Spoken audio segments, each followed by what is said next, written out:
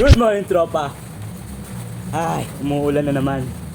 So today is day 61 ng ating content, mga tropa. Kung saan nakatipid na tayo ng 5,490 pesos. At meron na lang tayo 94 days para matapos yung content natin. Na kung saan kailangan natin mabawi yung 14,000 pesos na ginamit natin pambili ng ating fat bike.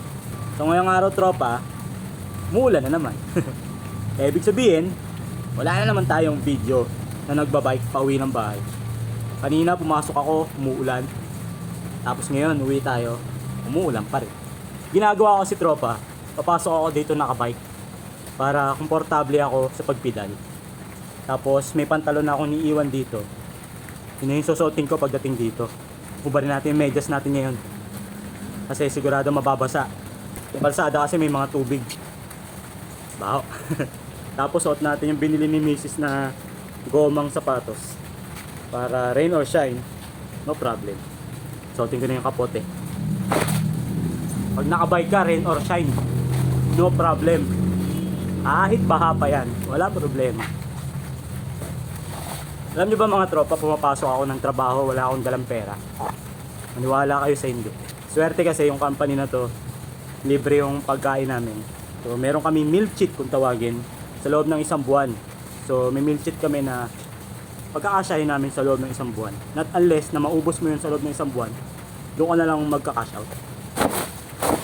So since bike lang tayo, wala akong gasolina, diba? Tapos ginagawa ko ngayon, simula nung na-flatan ako, meron na akong dala laging extrang interior. Tapos pambomba. Yung gulong wala pa akong dala, pero since bago naman yung gulong ko, harap likod, sa tingin ko tatagal pa yan ng at least 2 buwan. Malapit na ako maging superhero. Uy!